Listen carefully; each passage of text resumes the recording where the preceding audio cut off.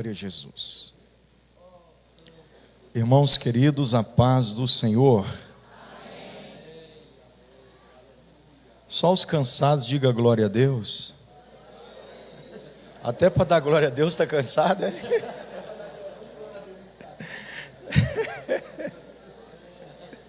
Só vocês mesmo, irmãos. Glória a Jesus. Abra sua Bíblia, por favor. Já que vocês estão cansados, agorinha vocês já estão recebendo a bênção apostólica.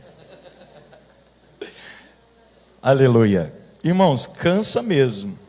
Mas vale a pena ou não vale? Hã? Imagine vocês que estão aí matando boi e faz um negócio e faz outro. E a gente só vem, viaja e chega aqui, só o pó da gaita, só a rapinha da rabiola mesmo. E vocês estão aí acordando de madrugada, mata boi, pica carne, vai acender fogo. Meu Senhor amado. É por isso que eu gosto de fazer assim, ó. Último dia de festa, minha gratidão começa pelo porteiro que abriu a igreja, até chegar no púlpito, que é o pastor que preside o trabalho. Ninguém, absolutamente ninguém, nesse sentido, se destaca mais do que o outro. O sangue de Jesus nivelou todo mundo do mesmo tamanho. Então a minha gratidão começa pelo porteiro, que antes das 6 já estava aqui abrindo a porta para vocês, quando chegarem pudessem entrar, até o senhor, pastor, que me permitiu vir aqui pregar. Deus abençoe. Amém? Desse jeito eu acho que a gratidão já abrange todo mundo, né? Então vou abraçar o Senhor, todo mundo está abraçado, amém? Vamos ler, meus irmãos, no livro dos Salmos. Glória a Jesus. Salmo de número 116.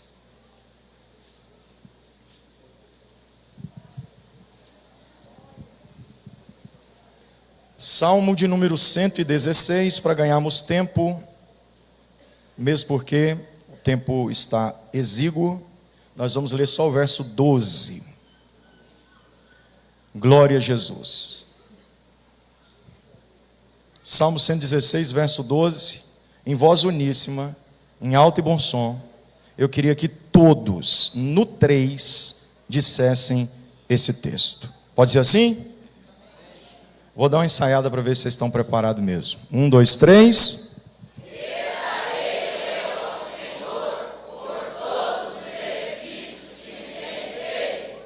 Vira de frente para alguém agora, porque você não precisa mais ler, você já decorou, né?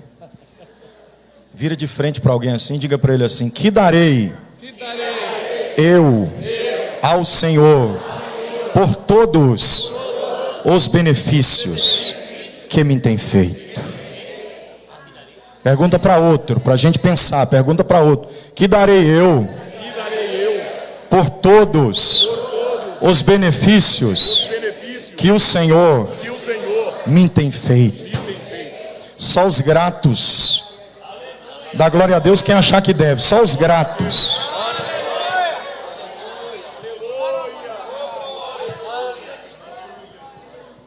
Glória a Jesus. Podeis tomar assento. Obrigado, meus irmãos. Agora são 4 para as 9. Quanto que é mesmo? 4 para? É para as 8, gente. É porque eu estou lá em Minas Gerais ainda. É porque eu desliguei o celular, estou olhando só no relógio aqui. 4 para...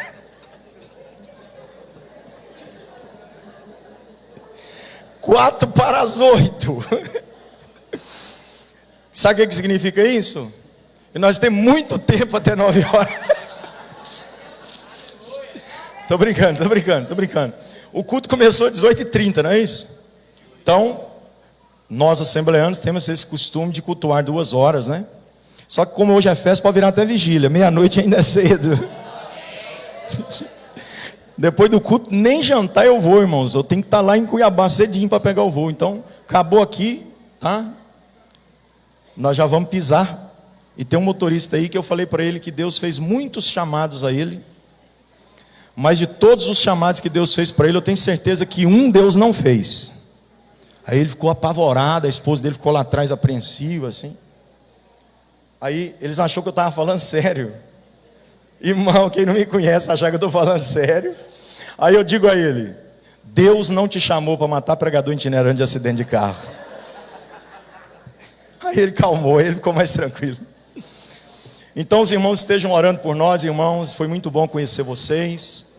Minha família e eu somos muito gratos por ter recebido esse convite altamente honroso de estar com vocês esse fim de semana. Quantos estão desejosos de ouvir a palavra de Deus? Digam amém. 8h30 acaba. Ontem eu fiquei segurando vocês, segurando, porque na verdade 50 anos de ciclo de oração. Vocês trazem um pregador que está quase 2.000 quilômetros daqui, aí eu prego só 10 minutos, não faz sentido. Mas hoje é verdade mesmo. 8h30 o pastor vai estar dando bênção apostólica, porque já falta 7:45 agora. Amém? Amém mesmo? Então se fosse você, multiplicava a adoração, que você só tem mais meia hora para cultuar. E não vem me dizer que você tem que sentir para adorar não, porque quem é adorador de verdade já sai de casa adorando e vem adorando para depois sentir. Não existe culto ruim. Por mais cansado que a gente esteja, o que sempre existiu foi crente ruim para cultuar. O meu culto não depende do teu, nem o teu do meu. Eu vim para dar glória. Tem mais alguém que veio para dar glória ao nome do Senhor? Deus abençoe as cantoras. Vocês já pregaram de forma cantada aos nossos corações. Eu podia só fazer o convite e dar a bênção apostólica no lugar do pastor, e ele puxar o paletó depois. Mas eu vou pregar. Vocês querem ouvir um pedaço da palavra de Deus? Uma porção, uma fatia desse texto? Sim ou não? Então atente-se agora, porque parou a brincadeira, agora é coisa séria, hein? É a palavra de Deus. Nós estamos diante do livro dos Salmos. Para você que não sabe, o livro dos Salmos tem autoria diversa. Há quem pense que Davi é o único quem compilou todos os 150 salmos, sendo que na verdade Davi escreveu 73. Salomão seu filho escreveu 2. Asaf sua casa escreveram 12. Os filhos de Corá escreveram 11. Jedutum, que também é Etam, parentesco, que tem parentesco próximo com Samuel, na verdade é neto do profeta 3:1, escreveu o Salmo 89. Moisés, para você que não sabia, também autor de um dos salmos, escreveu o Salmo 90. Quando você soma, na somatória dos autores, existem 100 salmos que têm autoria comprovada. 50 deles até hoje ainda são anônimos. Isto é, há quem pense que fulano ou beltano escreveu, mas não se comprova, nem biblicamente, nem historicamente, nem teologicamente. Deste modo, é preciso pensar que os salmos anônimos têm consigo uma história por detrás, porque o livro dos Salmos deve ser interpretado de 5 maneiras distintas. O livro de Salmos pode ser interpretado de forma literal ou biográfica, que é a mesma coisa, e esta é a primeira fonte de interpretação.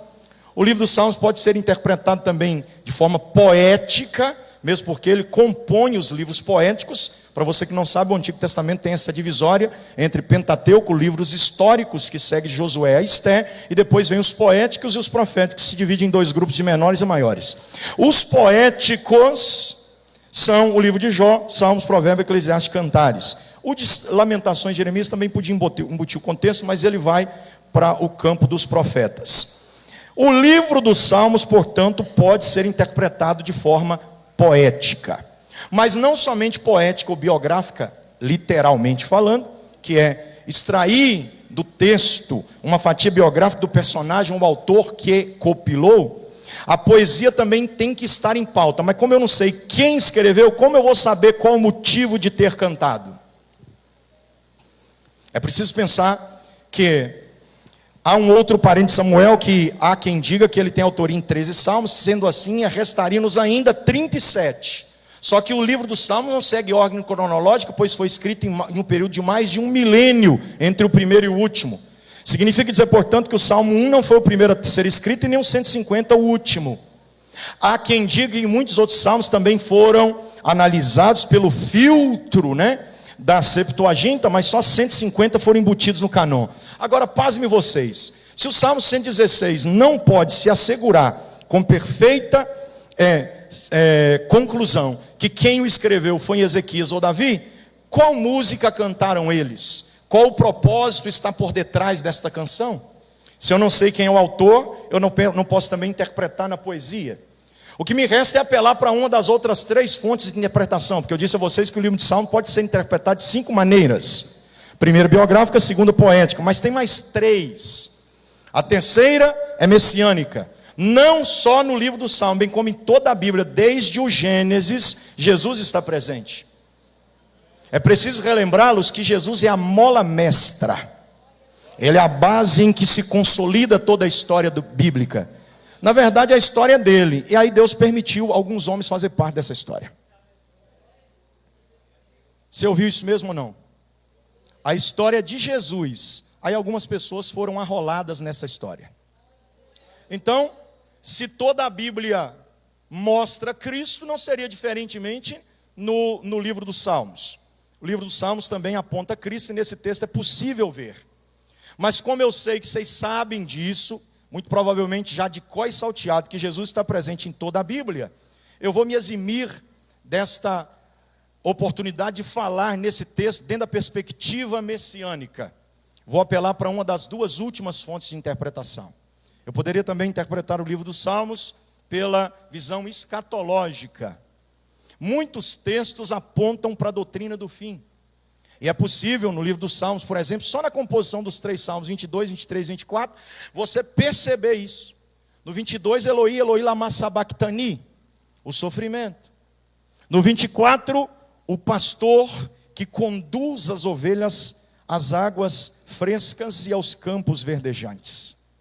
E no 24, o Cristo glorificado, o processo da crucificação, encarnação do verbo, exercício do ministério e glorificação eterna. É o mesmo que Paulo disse em Filipenses capítulo 2, de sorte que não haja em nós, de sorte que melhor dizendo, que haja em nós o mesmo sentimento que houve também em Cristo Jesus, que mesmo sendo Deus, não teve por usurpação ser igual a Deus, antes aniquilou a si mesmo, se fazendo em forma de homem foi obediente até a morte e morte de cruz, pelo que também Deus o exaltou soberanamente, lhe dando um nome que está acima de todo o nome. Olha a exaltação do Cristo aqui, ó, para que ao nome de Jesus Cristo se dobre os joelhos dos que estão no céu, na terra e debaixo da terra, e toda a língua confesse que Jesus Cristo é o Senhor, para a glória de Deus Pai.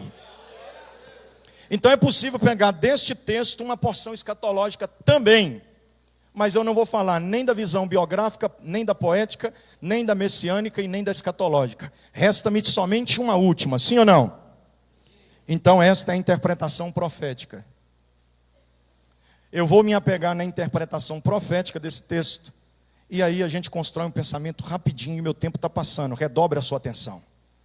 Dentro da perspectiva profética, o que deve se analisar em primeira ocasião é que, se profeticamente falando, deve-se entender esse texto, mas parece que fica ruim, de uma hora para outra fica bom que só. É assim ou não? Foi ou não foi?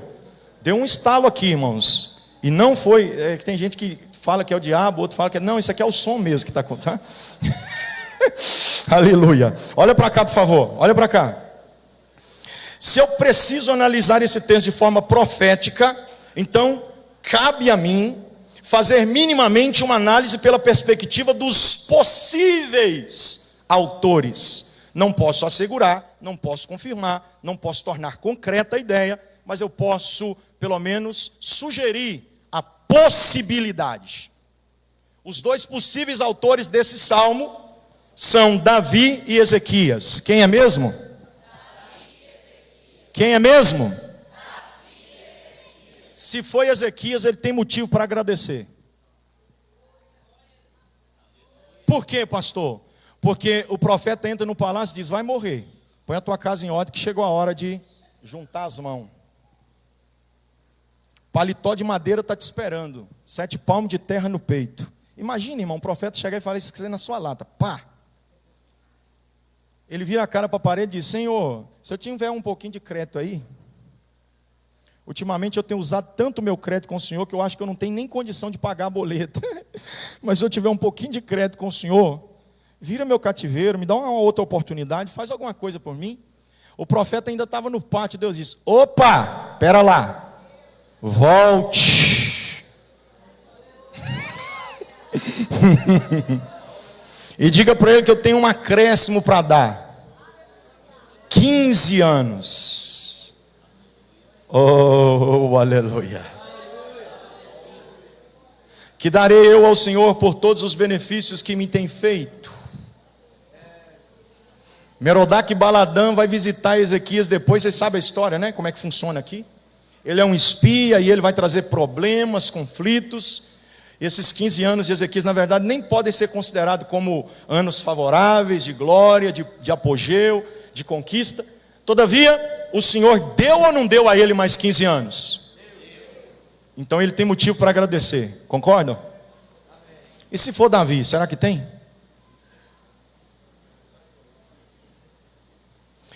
Talvez você não se atentou para a história de Davi, eu vou te lembrar. Davi foi eleito sem opinião humana. Davi não participou de um pleito político onde a maioria elege aqueles que querem. Davi estava mesmo fora da disputa. Quem tinha se candidatado era Eliabe, Abinadab. Quem estava na disputa política eram os irmãos mais velhos. Davi estava no pasto. Será que ele tem motivo para agradecer?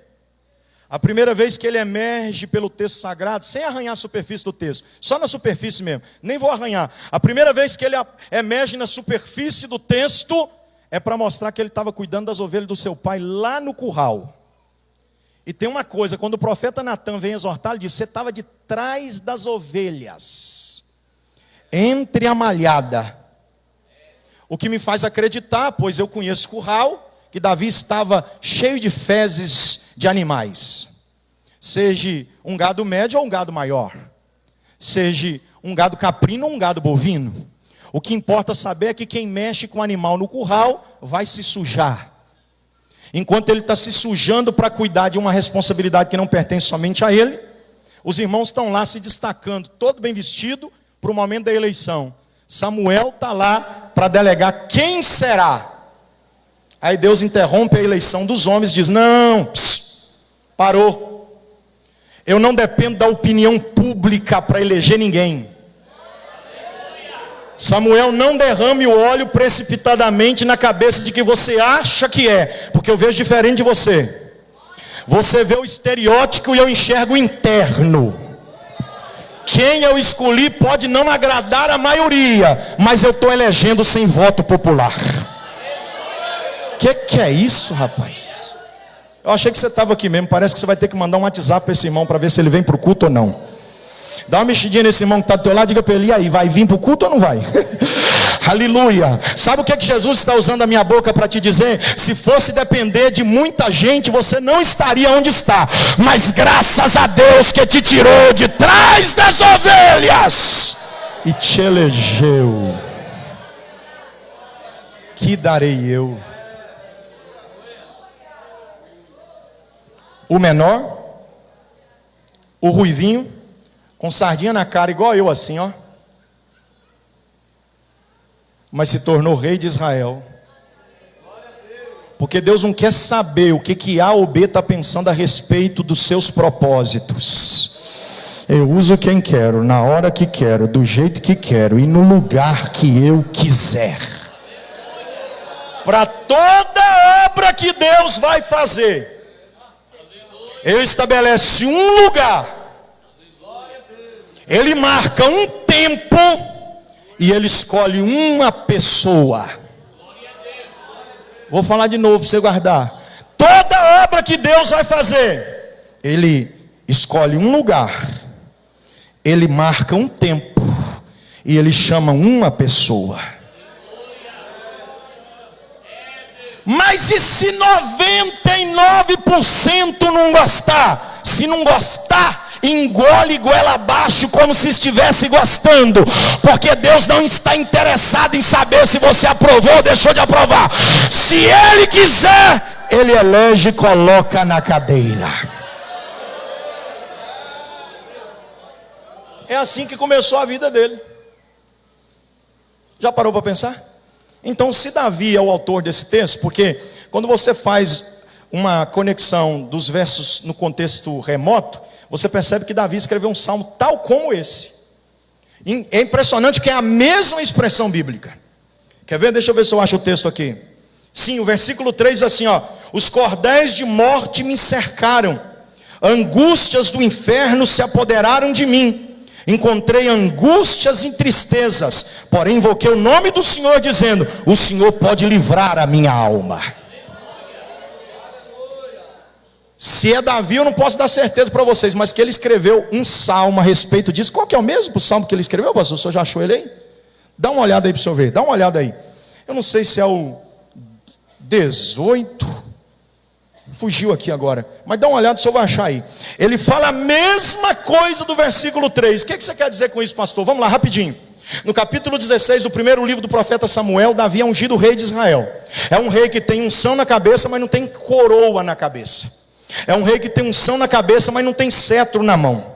É um rei que tem unção na cabeça, mas não tem trono real. É um rei que tem unção na cabeça, vai vendo, mas ele ainda não tem súditos ao seu dispor. Tem unção na cabeça, mas não tem ninguém submisso a ele, no comando de Israel. É um rei que só tem unção na cabeça. Isso aqui para mim parece loucura, porque Saul estava no trono e Davi só tinha unção na cabeça. E a notícia está correndo: o novo rei de Israel foi ungido. O novo rei de Israel foi ungido. O novo rei de Israel foi ungido. Aí o povo olha e diz: mas quem é? É o filho de Jessé, o bilemita, o menor da casa, aquele ruivinho que fica lá cuidando das ovelhas. O quê? Mas cadê o trono? Não, não tem trono não. Mas cadê o cetro? Não, não tem cetro não. Mas cadê o povo, os súditos? Não, não tem também não. Ué, mas então se não tem coroa, não tem trono, não tem cetro, não tem súdito, não é rei.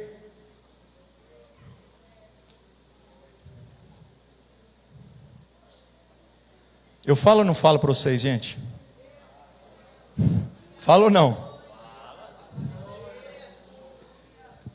Quem foi que falou para você que Deus precisa se enquadrar no aspecto da possibilidade humana para Ele cumprir promessas que Ele fez na tua vida? Se não tem trono, Ele dá o trono. Se não tem cetro, Ele dá o cetro. Se não tem súditos, Ele traz os súditos. É isso mesmo. Se não tem coroa, Ele entrega a coroa. O problema é que a gente não consegue compreender por que tanto Ezequias como Davi têm motivos para dizer o que disseram. Porque a pergunta é um tanto quanto retórica. Na verdade, ele já sabe que não tem como pagar. É o mesmo que disser o seguinte: não tem como eu te pagar, Senhor. Eu já sei que não tem como. Porque a pergunta é essa: que darei eu? Isto é uma pergunta introspectiva. Eu estou perguntando para mim mesmo. Tem o diálogo. O diálogo é quando dois falam. Tem o monólogo, que é quando um fala e todo mundo se cala para ouvir quem está falando. E tem o eumólogo. É quando eu falo comigo mesmo. De vez em quando você está lá no espelho penteando o cabelo e você começa a conversar com a sua alma. É assim ou não é? Senhor, me ajuda a vencer essa crise, me ajuda a passar por cima disso. É isso, né? Você está ajustando a gravata, você diz: Senhor, eu estou indo para o culto, me ajuda, eu preciso pregar lá hoje. Mas aí você fala com Deus, daí a pouco você fala consigo mesmo. Aí você fala assim: será que eu vou dar conta? Aí a sua alma responde: vai, porque Deus vai te ajudar. Aí você pensa: mas será que eu dou conta mesmo? Você vai conversando com você. É assim ou não é? Davi tem motivo e Ezequias também. Por quê, pastor? Já te falo por quê. Fique atento. Vou falar só de Davi, porque não vai dar tempo não, tá? Davi tem muito motivo. Porque no capítulo 16, unção na cabeça. Mas até o capítulo 5 do segundo livro, não tem trono, não tem cetro, não tem coroa, não tem súdito, não tem ninguém. Então quer dizer que ele esperou 19 páginas, ou 19 capítulos, melhor dizendo, Bíblia adentro, para Deus cumprir o que tinha dito. Deus disse que ele era rei, sim ou não? Sim. Quem falou que ele era rei? Mas ninguém está botando muita fé nisso não. Porque no dia seguinte ele não tem cadeira real, mas ele tem ovelha para cuidar. O pai diz: vai cuidar dessas ovelhas, menino. Você não percebeu até agora que o profeta está virado? Vai cuidar dessas ovelhas. A vida volta ao normal. A única coisa que tem de diferente na vida de Davi é a unção na cabeça. E a unção faz a diferença. Era o 18 mesmo, minha cabeça não está tão ruim assim não. Eu sei que eu não posso rebobinar como computador, mas era o Salmo 18. Depois você lê aí que você vai ver. Cordéis de morte me cercaram. Então muito provavelmente o que os teólogos acreditam é que Davi tem escrito o 4 e o 5, está vendo aí, Salmo 18, verso 4 e 5. Agora preste atenção no que eu vou dizer para vocês, irmãos. No capítulo 17, não tem coroa, não tem cetro, não tem súditos, não tem trono, mas tem gigante. O gigante Golias, me encara aqui por favor, que as irmãs de ciclo de oração vão entender agora. O gigante Golias está aqui no caminho de Davi para dizer para ele: você não vai chegar onde Deus disse que você chegaria. Você está aí mesmo ou não? Davi estava vindo do capítulo 16 do primeiro livro, lá vai ele andando, ó, para sentar no trono lá no capítulo 5 do segundo livro. Porque milagre de Deus não é instantâneo como você coloca pipoca de micro-ondas. Milagre de Deus não se faz nessa onda modernista que é 3 minutos para ferver o miojo. Coisa que Deus faz perfeita leva tempo, porque é no fogão a lenha, é devagarinho. Lá vai Davi, devagarinho. Aí quando ele dá o primeiro passo em direção ao cumprimento do que Deus disse, você vai dar glória agora, você vai entender. Aí o Golias entra na frente e diz: daqui para lá você não passa, porque eu serei o impedimento para você viver o cumprimento do que Deus te disse. Você está aí mesmo ou não? Eu tô parafraseando o contexto para você entender. Não está escrito assim na Bíblia, mas para você entender. Ô Davi, pode parar aí, porque daqui para lá você não passa mais. Tira isso do seu coração, que você nunca vai ser rei. Davi olha daqui para lá e diz: olha, você tem lança, você tem espada. Eu não vou nem falar que ele não quis vestir a roupa do desviado, porque você já sabe que crente não veste roupa de desviado mesmo. Vocês já estão cansados de saber, né? Já estou indo nos finalmente. Aí ele diz: você tem espada, tem escudo e tem lança, e vem contra mim. Eu não tenho nada, mas eu também vou contra ti.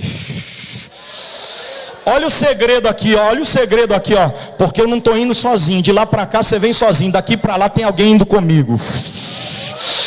Eu vou contra ti no nome. O que é isso, pastor?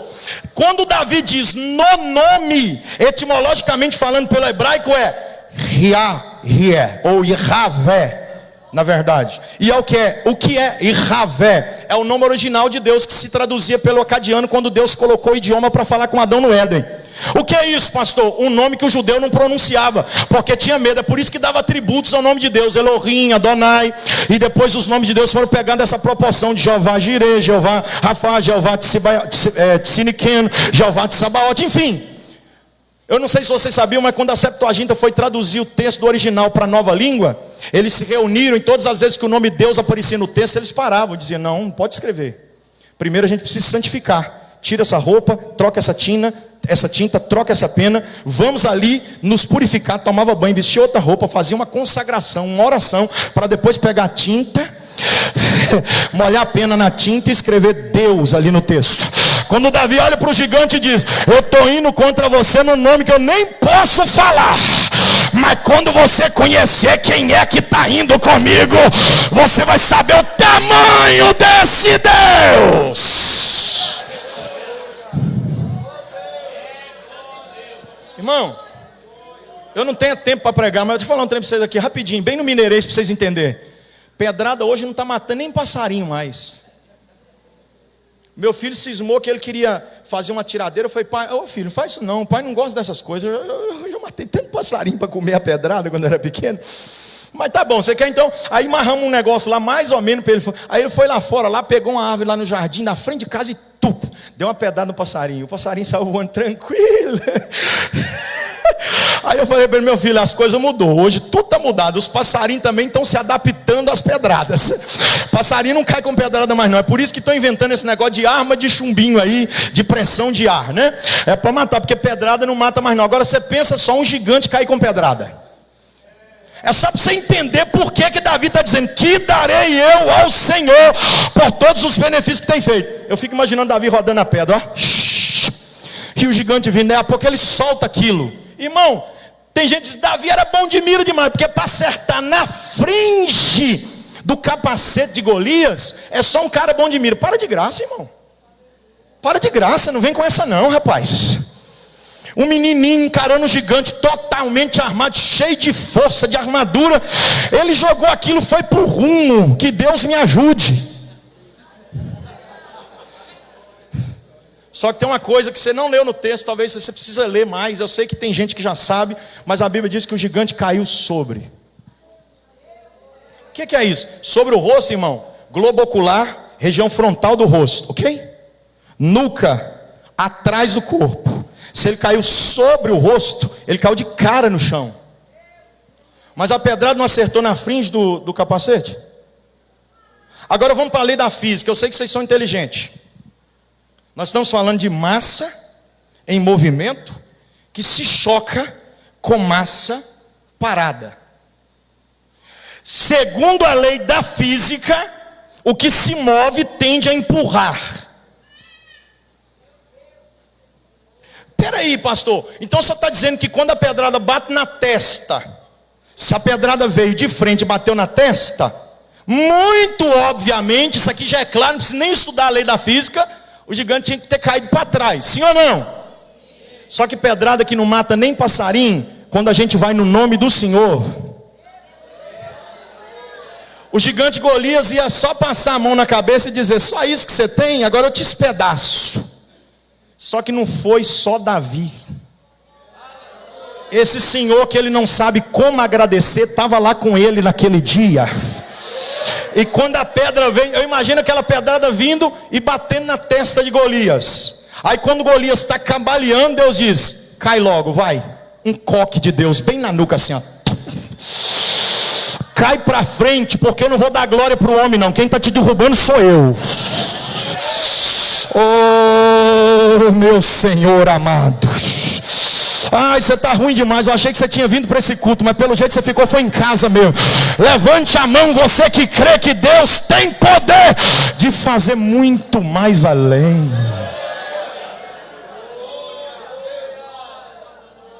Irmão, se você pegar 20 folhas de papel brochurão aí, é uma folha sulfite de passar na impressora da sua casa. Pega 20, começa com 2, vai rasgar 10, 20, 10. Nós contamos umas 30, irmão. Já não começa a querer rasgar mais. Eu estou falando de papel, algo simples para rasgar. Mas Davi, ele tinha um mistério de Deus com ele tão grande que depois que a unção chegou, tudo muda. Vem um leão, ele diz: não, você não vai comer não, as minhas ovelhinhas você não come não. Mas como é que você se defende, Davi? Eu me defender, não sei não, mas que Deus tem poder para me defender, eu não tenho dúvida. Ele pega o leão e rasga pelo meio, como se fosse folha sulfite.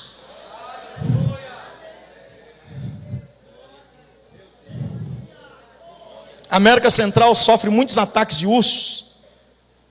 Mortes recorrentes por animais silvestres, em sua maioria no mundo, são ataques de urso. Só que quando o urso levanta, você já viu um urso se levantando, irmão? Enquanto ele está lá andando igual um cachorrinho, beleza, mas você já viu ele se levantando? O bicho é grande e é pesado, meu amigo.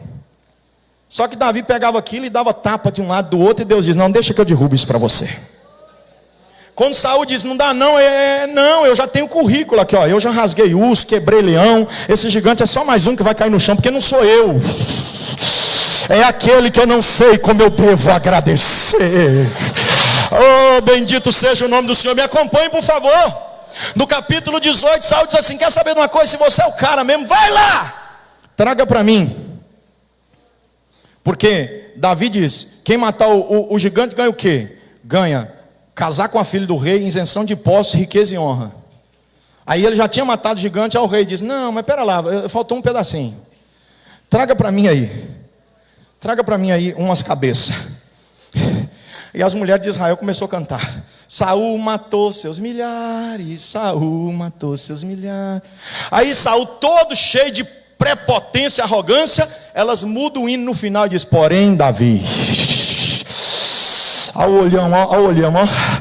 Aí ele chama Davi para jantar. Escuta essa aqui, ó. Irmão, a mesa pode ser do tamanho que for, não importa. Mas eu nunca vi uma mesa maior do que para 24 pessoas. Eu nunca vi, talvez vocês tenham visto. Porque nem existe lugar para colocar mesa desse tamanho. Mas vamos imaginar uma mesa grande mesmo, grande. Se Davi já casou com Mical, ele tem que assentar perto do rei, porque ele pertence à família real. E diz a Bíblia que Saul, do ombro para cima, não tinha Israel como ele. Era o mais forte, porque ele tinha um ombro alto e um ombro largo. Imagina um homem com essa força, pegando uma lança de pertinho, daqui no pastor ali mais ou menos, vai vendo. Daqui nessa cadeira assim, irmão, ó. E ó. E está escrito assim: porém Davi se desviou da lança. Sabe o que é que eu imagino? Eu imagino que o diretor de Hollywood, quando estava escrevendo as cenas de Matrix, ele leu esse texto. Você está aí mesmo ou não? É porque você não viu, talvez, porque quando era criança eu gostava muito de ver Exterminador do Futuro, Matrix. Por quê? Porque está tudo hoje acontecendo aí. Skynet. Não tinha Sky nem internet. 2 anos depois tinha internet e Sky para todo lado. É assim ou não é? Eu fico imaginando a lança de Saul, ó, vindo. E Davi sozinho tinha sido atravessado pelo meio. Mas o Deus que cria flexibilidade nos homens que ele chamou para sentar nos lugares que ele disse que ia chegar, pega Davi e faz ele fazer assim, ó. Você está aí mesmo ou não? É que o joelho aqui já não dá conta mais de fazer igual aquele ator lá, mas eu fico imaginando, e a lança passando. O que é isso? É o Davi cheio de virtude? Não! É a mão do Senhor não permitindo que o inimigo consiga te atingir. Esse ciclo de oração não tem 50 anos à toa. Quando veio Golias, Deus derrubou. Quando Saul lançou a lança, Deus te esquivou para não te atingir. 1000 cairão ao teu lado, 10.000 à tua direita, mas você não será atingido. Saul matou 1000 e Davi 10.000. E aí quando a gente diz 1000 de um lado e 1000 do 1000 de um lado e 10.000 à direita, tem gente que pensa que o lado aqui é a esquerda. Você está aí ou não? Vou orar agora. Para o judeu existe 8 lados: lado esquerdo, lado direito, lado da frente, lado de trás, lado de cima, lado de baixo, lado de fora, lado de dentro. O que Davi viveu foi uma experiência de Saul matar 1000 e ele matar 10.000. Então caíram 11.000 corpos, mas ele permaneceu de pé. Por quê? Porque ele conseguiu manter de pé a sua alma. Tem muita gente que está de pé com o corpo, mas a alma está prostrada. E Davi está dizendo: eu não matei 10.000 porque eu sou melhor do que você, Davi. Ou Saul, melhor dizendo. Eu matei 10.000 porque a minha alma está em Deus, preservada para a glória do seu nome. Eu ainda estou no capítulo 18, mas eu queria pregar os 19 capítulos da história dele. Como não vai dar tempo, vamos lá para os 5 já do segundo livro de Samuel. Eu ia falar os 19, mas não deu tempo não, me empreendi demais. No capítulo 5 do segundo livro de Samuel, Davi está no alto do monte, ele pega e olha para baixo e diz: quer saber? Esse monte aqui já não chama mais isso não. Isso aqui era Vale de Refaíns, porque eu fiquei 19 anos aí dentro desse vale aí, ó. Eu fugi de Saul, eu fingi de doido, eu fiquei dentro de caverna, eu comi até pão da propiciação, eu fiz tudo. E eu não cheguei aqui à toa não. Muita gente quis me matar e Deus me guardou. Então agora também não vai chamar mais Vale de Refaíns, porque Vale de Refaíns é terra de gigante. Já que não vai falar chamar terra de Refaíns, eu te chamo de Baal-Perazim, que significa dizer: o Senhor rompe os meus inimigos como quem rompe águas. 20 anos o inimigo querendo matar ele, e ele dentro de um vale cheio de gigante, e Deus dizendo: ninguém te toca, porque quando eu disse que você ia ser rei, talvez você não entendeu. Eu fiz o fim para depois criar o começo. Eclesiastes 7:8 diz a Bíblia: melhor é o fim das coisas do que o início delas. O que é isso, pastor? O trono está do lado de lá, ó, no capítulo 5 de 2 Samuel. Aí Deus dá a mão para ele aqui no capítulo 16 do primeiro livro e diz: a cadeira para você assentar já está preparada lá na frente. Agora vem comigo, porque eu vou me encarregar de te guardar, te proteger, vou te blindar, vou te levantar, te capacitar, te fortalecer. E lá na frente você assenta. Números 23:19. Ele não é homem para que minta, nem filho do homem para que se arrependa. Se Deus falou que vai fazer, é porque Ele vai fazer. Abraça esse crente do seu lado para a gente orar agora. Diga para ele: e aí, o que você vai dar ao Senhor? Além de mim, tem mais alguém grato aqui? Pega essa, anota e leva para casa. A ingratidão é o vômito da alma de alguém que indigesta não conseguiu digerir o favor recebido.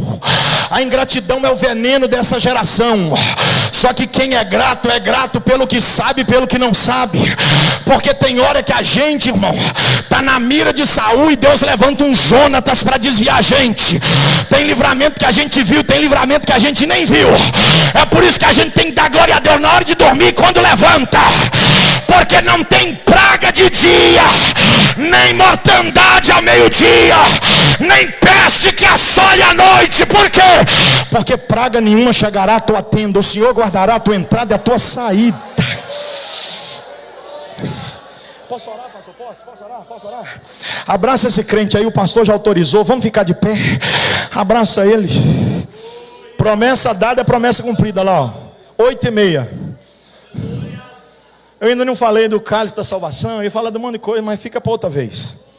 Na minha terra a gente aprendeu que pastor não pode ficar matando o povo afogado. Tem que deixar o povo com um pouquinho de sede. Abraça forte esse irmão que está do teu lado. Diga para ele assim: 50 anos.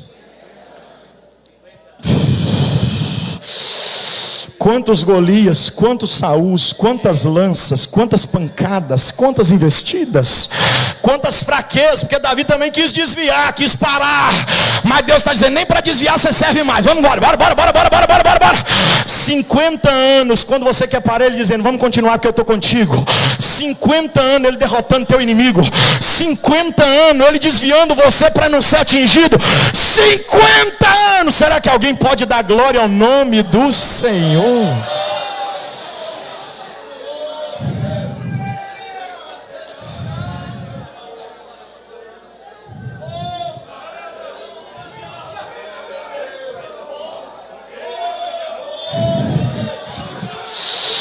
Só os gratos, eu quero ouvir os gratos.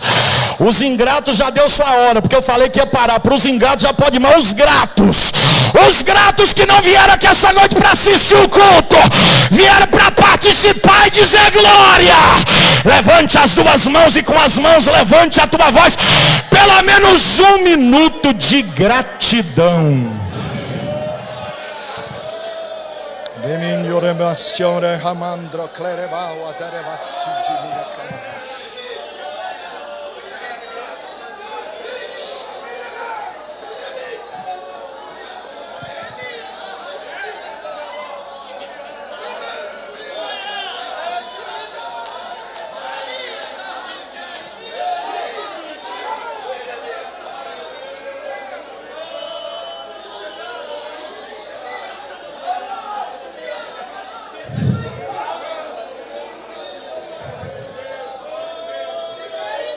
O Senhor Deus colocou no meu coração da gente terminar esse culto aqui hoje diferente. Irmão, sinceramente, com toda a sinceridade da minha alma, vocês me desculpem que eu passei aqui 1 minutinho, tá? Mas a gente vai terminar agora. Abraça, abraça não, fecha os corredores agora. A gente vai terminar diferente. Davi diz: que darei eu ao Senhor por todos os benefícios que me tem feito? Aí ele diz assim: já que eu não sei o que faço para pagar, porque tudo que eu fizer é nada perto do que ele fez por mim. Você escutou isso ou não? Tudo que eu fizer é nada perto do que ele fez por mim. Então, já que eu não sei o que devo fazer para tentar retribuir, eu vou começar fazendo o que sei. Pagarei os meus votos na presença do seu povo. Porque gratidão, irmão, o proverbista diz que mais vale o ódio manifesto do que o amor encoberto. Tem mulher que ama o marido, mas nunca falou que ama. Como é que ele vai saber que você ama se você não fala? É melhor você falar que odeia. Por isso que o proverbista diz: mais vale o ódio manifesto do que o amor encoberto. Como é que uma pessoa vai saber que você é grato se você não manifesta gratidão? Gratidão só pode ser vista se manifestada. Põe para fora. E gratidão de verdade você não oculta dentro da sua casa, você conta para os outros. E se vira testemunho. Pagarei os meus votos na presença do teu povo. Dê a mão a esse irmão que está do teu lado aí. Fecha os corredores, todos vocês. Diga para ele assim: eu queria que você soubesse que eu sou muito grato a tudo que Deus fez por mim. Levante a mão dele assim, com os olhos fechados. Vamos cantar esse louvor de agradecimento.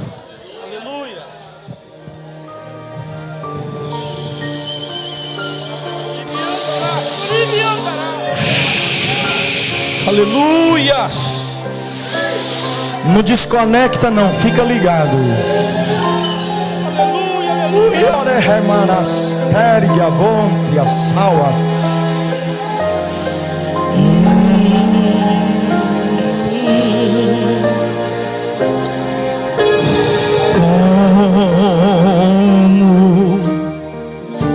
Agradecer por tudo que fizeste a mim.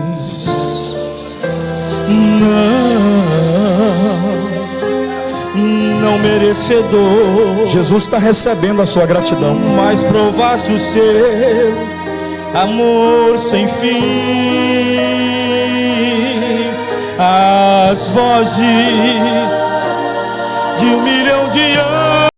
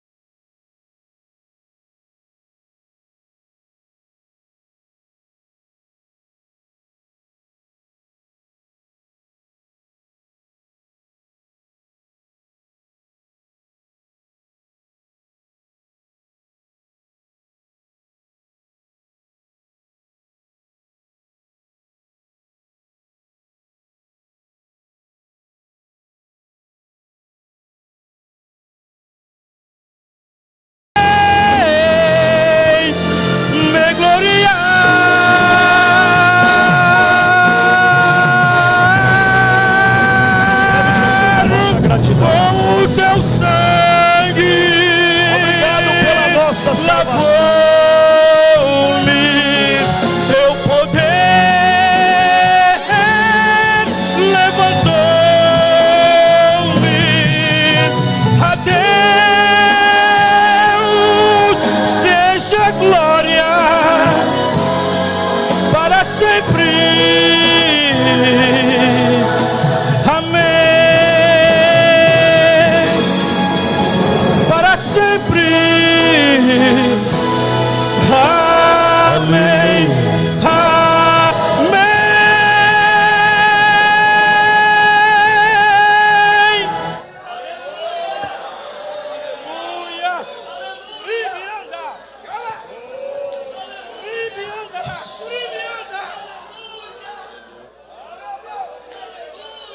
Coloque a tua mão no coração para a gente orar. Jesus, eu te louvo por esta igreja. O desejo do meu coração se cumpriu, terminar te agradecendo. Louvado seja o Senhor por todos os teus feitos, nesta cidade, nesta igreja, na vida de cada um de nós. Senhor, o que nos resta é tão somente lhe agradecer. Muito obrigado, Jesus.